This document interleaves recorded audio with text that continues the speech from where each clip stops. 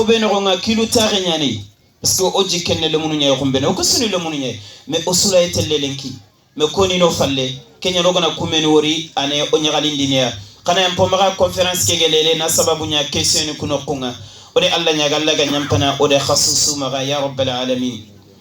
nawari ndi fana bego maga nawari ndenge tengini fana sorobe ni gedi wakatin kini sorobe ni gedi wakatin ngarado battenga golle kenogonga afana ni tengini saga sire mammaninga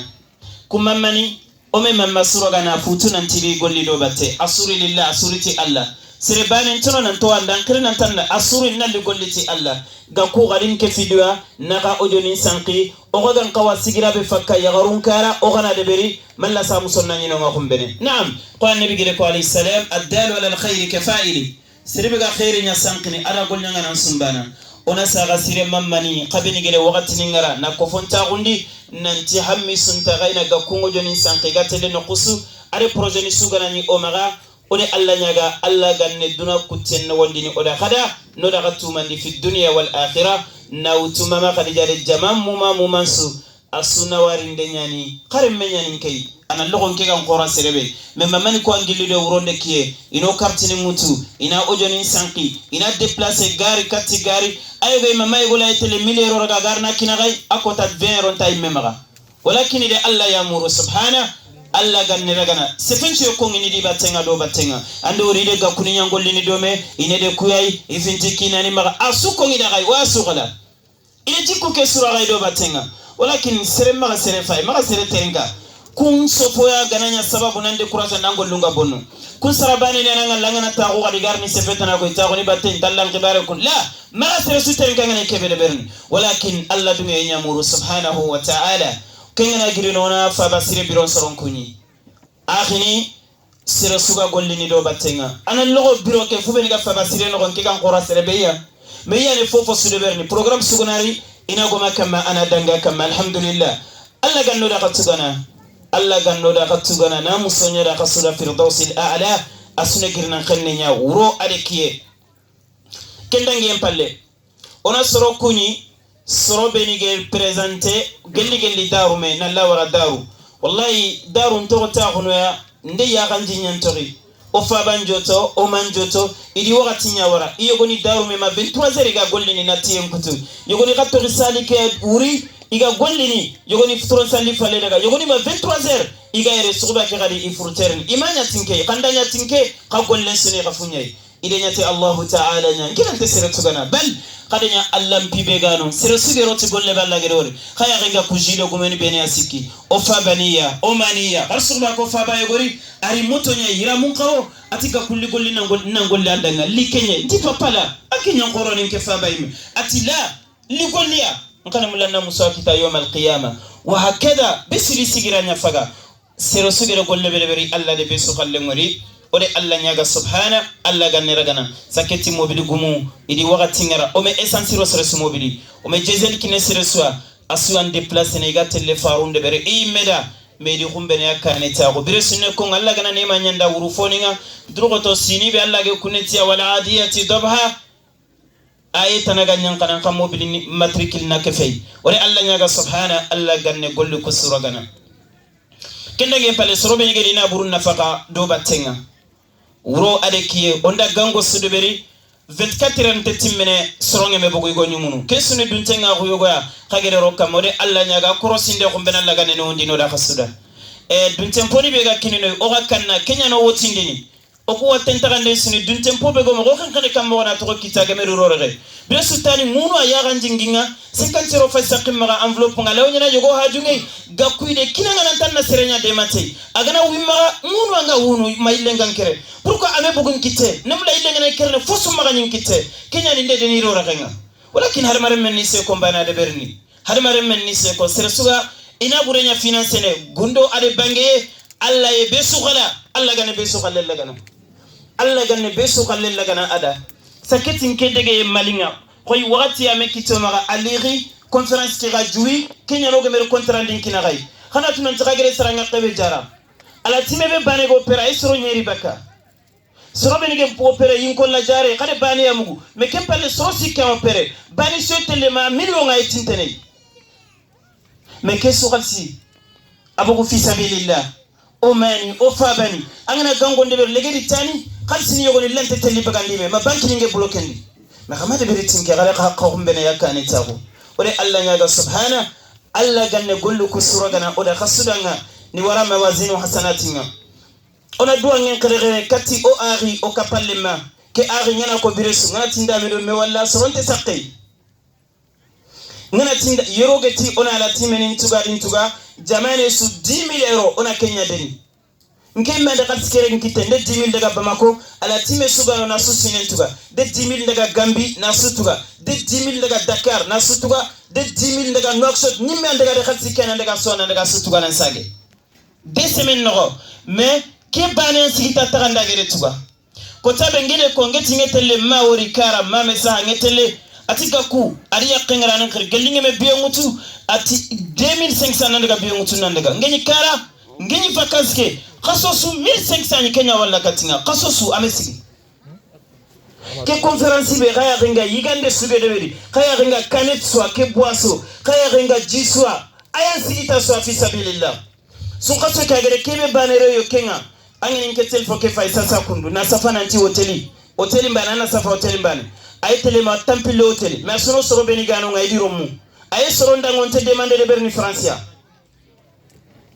ay soro ndon te demander de berni yeru ogene kebero france demander ay 15,000 baka na soro lua en tuga tambo ngane soro benia oga tunanti solution sunte soro beni di kina ni ga hoteli ngana nafa ko bona daga kinia fu beni ga hoteli soninko soro yegan tenya na hoteli ni ku ga restaurant Kenya kini salle sugana kiye oni jogonya kerni ni soro okunte salle de berno ko gatela kini ala hotel ni nogonga me kesu ni manne demandu be ganyana me france kalle onte ko ngonte lancement de berni dabate jakani be ga kinna tagande sono kinne tambugo ko yere ade fu beni gere jinkilunga seganti de gante gollin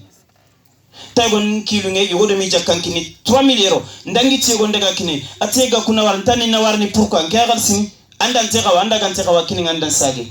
parce que Allah taala ndé ko sorobel ga jakkal daga nan ke xal sifati ibe gana xari jakkan kini ke tetni na wari parce que anga ma de Allah nan passe ne teya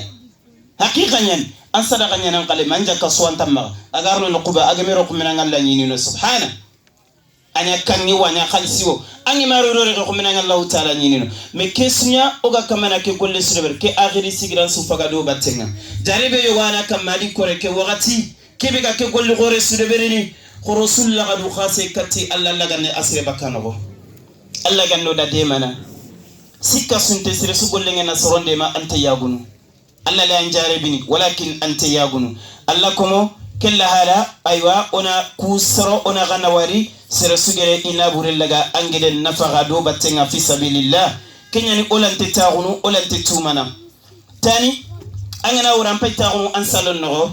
Beresunne Kenya jata mpaita ko salo alhamdulillah ndim ko référencier wala nari gi golnya nokku nari tout va bien tani nge wala o mani yogoni yogunu do batenga ga ko ne mullo na ngoriya on te mulla kallenga mutoge mangara tani ande son ko nyanta ko kento ga liliya do Kenya o mayo ga meselle setta ga wate aga tine mulla ikoro wala no xamne nyam gu sare ga kala araba dangin te genti smelo daga wori karam daga mamangori ame gebe nyane karani ya yaran kasonde yugo kaso ase yantinda wallahi ase ganinda nesine anyana de tungani ko akundu kara de bokusuna subege parce que gedan kanu soranga katina fana wakati ba nafa magan tampi embe nke koren hamme nga junte nde to Allah taala ma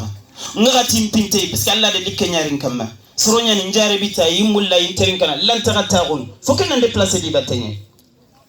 foken nan déplacer di batenya na annabi alayhi salam na kinyandi nte mulla nanti ona nan ton kempe o saloni ku bane na video ni ndebe la wallah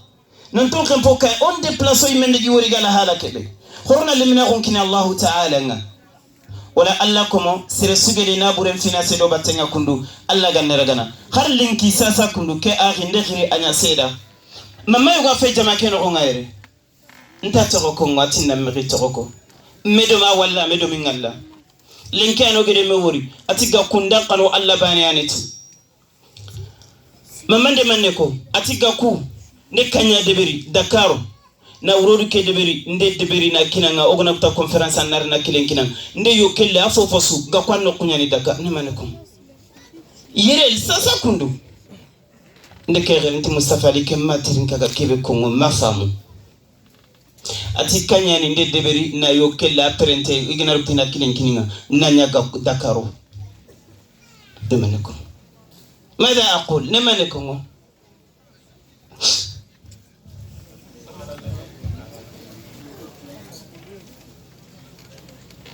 لغانا كل كسر غانا الله غانا سكول لغانا خيرو خنو تيالا كيف لغانا ولا خنا لا حول ولا قوة إلا بالله تاني يقول ينقل لك ونو كتانا مغو نتالا لك كوالا رنجاربي ولكن الله ندير كمال لغانا كل كسر غانا خانو ديماتي دوانغا onte sere terin kana wa illa soronga encourager ne kundiga duanga me kontinere khayno nga yogo nan khirina logo ina diga me suko nganda me wala kenki hajunte saran kibari ambe ginja kinin pintei ambe ga ballinga pintei ne alla dunge yembane ya murunu alla dunge minda khalas ode alla nyaga alla ganne gollu ku suragana oda khasusu danga alla ko mo mana bege do wora ogede kitabe ke safa kengeni ke kitabe ko tabe annabi sallallahu alayhi wa sallam egere annabi dese serebe gere dese egere keri jamane ke anya sababu ya an islami lumunya walla bangi su min kulli fajjin amiqin wa bayna ashiyatin wa duhaha iga bonondi ndende berni de bangi so igoni daga ambassade ni igoni daga kumbi igoni de bangi su de beri kembire ngi sakka optalin kan no ke cheikh malimaga fulan malimaga baraja ari peginga kembire ngi optalinga Villeneuve Saint Georges nti cheikh ngi optalizen tenyani nti khadaga sefe ummatoninda nti khadaga sefo mani do khogononda annabi meni tambutu gana kundo alayhi salatu wassalam ndo ku faytino ne annabi yadfana alayhi salam na nyo fayrono annabi haqqen nyimme yana gonga annabi me kundo ko ngoda kantinda laydul laga ngeme karan sire gana bugu optalin ka keno gonga wallahi nge annabi nge bahsun kapame nde kofmeya tuwalo ndigamu nambugu maraji one kitabun no nge bahsu kapame na annabi ko ona annabi tu alayhi salatu wassalam kenyani odenya asira wa shama'il ange wala sira ngi sefene gajangu bede fengenya ka odenya shama'ilun nanya manne ona annabi metu annabi ni duma yan qandini kammo ani sefene soronda kammo khonno ngari katte ani gemalle ma gono kammo kudo ananya sedan togona kuro kundu annabi tu intefeti ko fokay okuyi kamoye annabi presente ne moga kamana presente alayhi salam tiji kuni bede magan kutobe annabi bari tenyane baka kunsuwa النبي خلوا يننا ياخذوا النبي عليه الصلاة والسلام مسرين خلنت ياخذوا النبي أنقلت اللفارنتو كنياني نتي النبي عليه السلام فوقنا باسنيا دبرادة الحمد لله الله يتمن دودا نيا فرنسين دارب إن شاء الله الله جنادمي تنلي أي جوبني سأغسل جروب نيسو كما على سنة جوبني تنين سوكي سيرا بازيبانا يكيني ندالا يدمكين الله نيكا غراون دينا سوا ماغاني مبسي نيمة ليري كيبغا نقوبيني كونغو غدا lemine bane fe ke tade yodo jopati lemine bane fe annabi daqunya nabi su alayhi salatu wassalam na bangando na alla farentu ona nabi siratu alayhi salatu wassalam ona ko tiya gane da annabi ala dullege tenenge sugaye saga sire daga ni sukama ke sira garanga bi idnillah nandega warama annabi fati kota insha Allah nandega warama annabi ge fati kota be oda laydun kakini alla qaramo sugo terin kana kitabe ke angere kitagan kite ogana kara ogama timmanda na timmando falle ogana kara onganne kegeme timme anna timmando falle boni leka lawro ke wan kagan katika lawro ke alo nganne afillandi ke kitabe kundu siregebe gatni sara sire de faba sire ore togora ke me ke kitabe mabagandi makine sere que s'est fait Soudan Khartoum 2013-2014 oge dugutana jamia nga université nga ke ani sara sire do faba sire bugu ke kitabia nanti dawrul mar'atul muslima fi islahil mujtama me fube ni gere deberi nde kitabe ke ko ya ken kota iti pourquoi pas nga kurunu ke kama sara sire nga qawa bakka kilube asuye to de leson ko jopate me wakati ngeri kibaru be ni ga waqtu wasefeni kama oga tunanti kofonga eskoro ni ngobo kofon nga munafiq ni ngobo kofo hasiri ni ngobo kofo maga sefende mpumu na programme ngora na video ndebera kama nta ko ngete kono nanta antorono e pinte ko ngona ntangi ndemana kana ngena ndemana ni to mun ko ngo anyi mera la wona yidiki parce que angiri ndemana kana ndemana na to nya konda ha wallah ntallimu ko ngo abadan ntallimu bane kongo abadan na Allah khallengara qaranga na milliard nyakini nga dunte parce que rizqi bi yadillah Allah yani ngarjehane inna Allah huwa ar-razzaq dhul quwwati al-matin ntendiga men direction changer na tan torono ma ngana keko ndani domi o fetena on pete Allah khallen kamma anga melinga melingati Allah anga ballinga barati Allah ma me wori la yawm al-qiyamah anyati Allah ya subhanahu wa ta'ala ntemel ni sallam pi falle malla nyagal daga hadamarim bani na taroni sondo mode kallengi mutu ko tabe kenga nyana ko tabe Allah nin keri bakanu naam ode ke safaro kenya batte nanti saga sire fa basire boku kenya mais ila lay dullo goda to nariti ina tarjama ina tradi en français ona bagan kega esa gene placinga ke kitabe ala kamisa so continue ne dagai ade yode joppa so be ngi daga ke joppari iya gala geligel 2018 bre iya gala kitabe ke o e continue ne de biidnillah dawrul maratul muslima oni sefene lungu mere mo yogunin kamma so be ngi nyasuni simme ma kelunge o e furu en sagande di bologani faru be ni gana nyomaga ado khibaru be ni gana ogan qawana sefi kamma kungerni ya juman ko to inshallah keni saga sire fa basire programme o nyamulana ligge di ngakebe ge sore alo sire gebe yo khilli mamani ona sage ona ko gada mingede ngori o me sire sugedin qalsiga o gana ni geden qalsi le gana soronga qasu ya gala o tinana mane metuba 1000 euros des fois geri yogoni murtani geri yogoni daga mane me cher presque 3000 tinko 3500 o tini 1000 euros na Kenya tuga o yimena timmandi le munu nyaloy ona kartini ngaga ona matogollo gede mona papa togollo gede ana logo gede be ga kitene masse umbangu ko gede gedu be sogononga ado ku karani bangi gakurani sey nyenye nyani gidente wa illa harsa gede yogoni fa murtani le gero ton kare odum gede go sogono la gafia 3000 euros Kenya ro dabate me gede ke jisire me kitamela to illa buluna forage to sansoga gede ba ekitele ma kemedo tankere gede fo gede sore mais problème ne manne ona ko gada ona sage ona bangali ife gana gede kinoy otini anga mulla gede na lo togo be yanna togo nya kongoda soit paba c'est pas obligé ibe gana gede kinoy amma togo man paba to ogana sogo amni moronga ona saga likatanga mais ibe gana gede kinoy ga ko gade sogo ngajunte togo onte kengede saga likatanga ko gona sogo ne sankno daga nya kamata kenya gebe ndo kita problème nga sergebe garni déclarer ndi nanti imi gede ngori nani ode tampilere gedu kregia tora asuni ka gede gedu beni kine soro beni geti oni soro imeto na tore ona sorota ode Abubakar tora na Khalifa ni kusu tora na Anna Maryam tora na Asiya tora na Khadija tora na Fatima tora hatta sabasire soro na togolida sagasire soro na togolida asunya soro beni geto meri gedu tora wala Kenya ni tanibe ganari mawori ndekini geli 2019 onan tirna ngana ti amme togo kino gelle kembire kenguro no rangeren so gore to gora khrise gore to gora seretana me o ma saga ndikatanga ke mushkila nyanyo kama yirgi me gedebe bane ganonga agebe nyan o fage desida kama nanti jamane so ona fay ona tampile gede so jamane so yirgi a je paye me déjà murtani gedum kibare ko kipenede malin khalle équipe ngono nga akam sasa e Senegal kundunyani Gambia kundunyani ode khagori kamenga yankana jamana so tampille gede sogona na dakumbugi soronga khairni annonce mugo qadi ode laydu khanne nyakine ode Allah ta'ala inna Allah ashtara min almu'minin wallahu ta'ala ode laydu nyakini ala timeni namma to rifa bankani woni deni daga khara khaytu pourquoi ngamelle ngati gorna ala timel lo l'interna khaya sababuntu manabe ngati ni o méritorikani oni degi l'interna khaya manantu apunge komo fil ala timelen ki fube ni gomaga isufa l'interna nyai serebane suko me 600 euros quel fois 200 ça coûte combien mais si ne skenya finance na ala timeninga ala timeni yogo dugutana qurantange nga yirgi inshallah tuba no gonga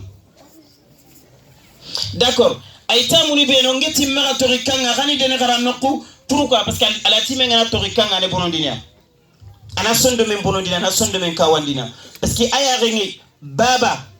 batugunde mpaba ge Fatima bagore andi masaga nantako kipene dimbay aya rengi bagore aromu telephone ngi maga fosa gana giri France parce que tonyo munde be go maga gebe ngeni ay go anike skonde kwana nanti saga ndi garen peti yagare khadira yagaron kutunte ko to ente turu konde ken kwanda adanya qansu asumbana mais yeno iro munte jatene anga wala kuma la timel le muimme anke mbega France angila ni go nyampatire